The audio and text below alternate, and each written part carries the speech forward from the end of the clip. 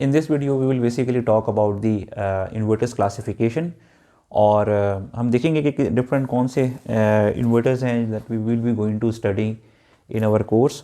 तो थोड़ा सा हम इसकी बना लेते हैं। मेजरली जो हम इसको डिवीज़न करते हैं वो हम बेसिकली दो टाइप्स में करते हैं। लेट्स सपोज अगर हमारे पास ये इन्वर्टर्स हैं तो सबसे पहले जो हम लेते हैं वो लाइन कम्यूटेटेड इन्वर्टर्स, ठीक है। और यहाँ पे अगर हम लें तो इसको हम कहते हैं फोर्स कम्यूटेटेड इन्वर्टर्स, ठीक है। ये डिस्कशन लाइन कम्यूटेशन और फोर्स कम्यूनिकेशन की पहले भी मैं कोर्स के अंदर कर चुका हूँ। लाइन कम्यूटेशन जो है वो ये कि जिधर आपकी जो स्विचिंग है वो आपकी जो इनपुट आ रही है उससे इफ़ेक्ट हो रही हो, और जो फोर्स कम्यूटेशन है वो स्विचिंग है जो आप खुद करवाते हैं, ठीक है। आपको आपका स्विच इस नेचर का है कि जहाँ से आप उसे फोर्स कर सकते हैं। तो नॉर्मली लाइन कम्यूटेटेड इन्वर्टर्स में जो है ना आप स्विचेस इन्वॉल्व करते हैं थायरिस्टर की, ठीक है। थायरिस्टर्स में ये होता है कि लाइन की जो चेंजेस होती हैं उसकी वजह से उसको स्विच ऑफ किया जा सकता है। फोर्स कम्यूटेशन इन्वर्टर्स में आप एम्प्लॉय करते हैं नॉर्मली बीजेटीज़ को, पावर मॉसफेट्स को और आईजीबीटीज़ को।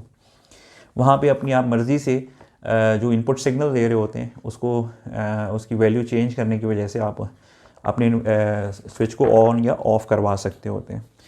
इसमें अगर हम लाइन कम्यूटेटेड इन्वर्टर्स में देखें तो ये चीज़ हमने पढ़ी थी, जो हमने AC टू DC कन्वर्टर्स पढ़ रहे थे, जहाँ पे हमने कंट्रोल रेक्टिफायर्स पढ़े थे, और वहाँ पे हमने एक स्पेशल केस डिस्कस किया था। वो ये था कि बेसिकली मैंने आपसे ये कहा था कि आपके पास थायरिस्टर्स हैं, ठीक है। These are the thyristors that I involve in there. Bridge converter लगाया था मैंने, ठीक है, थायरिस्टर्स का, और इसके साथ हम लोगों ने RL और ये E लोड लगाया था, RL माइनस प्लस E। यहाँ पे मेरे पास इसमें आउटपुट थी जो मैंने ली थी, और इसके ये हमारा T1 था, T2, T3 एंड T4। यहाँ पे आपके पास इनपुट थी और इधर आउटपुट थी, ठीक है। इसमें इंटरेस्टिंग चीज़ ये था कि आपने अल्फ़ा जो लिया था, जो कि आपका फायरिंग एंगल था थायरिस्टर्स का, उसको आपने लिया था ग्रेटर देन 90 डिग्री। इस केस के लिए इस सर्किट ने जो कंट्रोल रेक्टिफायर के अंदर आपने बनाया था, it started to behave as inverter, ठीक है। तो ये बड़ी स्पेसिफिक एप्लीकेशन है, और ये आप अपनी जो कंट्रोल रेक्टिफायर्स में है जो हमने स्टडी की है उसके अंदर जाके उसकी डिटेल्स वगैरह भी देख सकते हैं। अगर मैं बात करूँ फोर्स कम्यूटेटेड इन्वर्टर्स की, इसकी फर्दर कोई क्लासिफिकेशन नहीं है, यही बेसिक एक सिंगली एक सर्किट है जो हमने अपने कोर्स में पहले ही देख चुके हैं।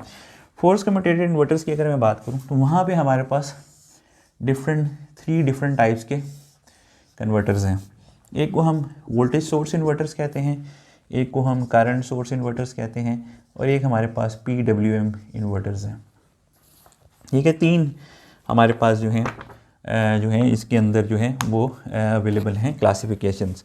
फर्दर अगर हम चाहें तो हम इनको फर्दर क्लासीफाई कर सकते हैं, और लेट मी डिटेल में मैं बता देता हूँ। फर्दर क्लास भी कर सकते हैं हम इसको। तो यहाँ पे क्या हो सकता है आपके पास, लेट्स सपोज अगर we talk about the voltage source inverters, तो वोल्टेज सोर्स इन्वर्टर्स हमारे पास दो टाइप्स के हैं, सिंगल फेज भी हैं and then we have 3 phase as well. Single phase जो हैं ये आपके पास जो फर्दर टाइप्स हैं इसके अंदर हाफ ब्रिज टाइप्स हैं, और इसके अंदर फुल ब्रिज टाइप हैं, ठीक है। अगर हम इसके अलावा 3 फेज़ में देखें, ये वोल्टेज सोर्स इन्वर्टर्स में अगर हम 3 फेज़ में देखें तो हमारे पास एक हैं 120 डिग्री कंडक्शन मोड। इसका मतलब ये होता है कि जो आपने स्विचेस यूज़ कर रहे होते हैं उनको आप 120 डिग्रीज़ के लिए अलाउ करते हैं कंडक्शन, और सेकंड जो इसके अंदर है 180 डिग्री कंडक्शन मोड। ये वो सर्किट्स हैं जो बेसिकली हम अपने इस कोर्स के अंदर पढ़ेंगे, ठीक है। ऑब्वियसली इन्वर्टर्स जो हैं बहुत टाइप्स के आते हैं, यानी एक कोर्स में तो मेरे यहाँ से एक पूरा सेपरेट कोर्स आप इन्वर्टर्स पे भी पढ़ सकते हैं जिसमें आप उनकी तमाम जो टाइप्स हैं उनको डिस्कस करें, ठीक है। सेकंड जो टाइप होती है वो हमारे पास ये करंट सोर्स इन्वर्टर है। PWM इन्वर्टर्स जो हैं they could also be of many types.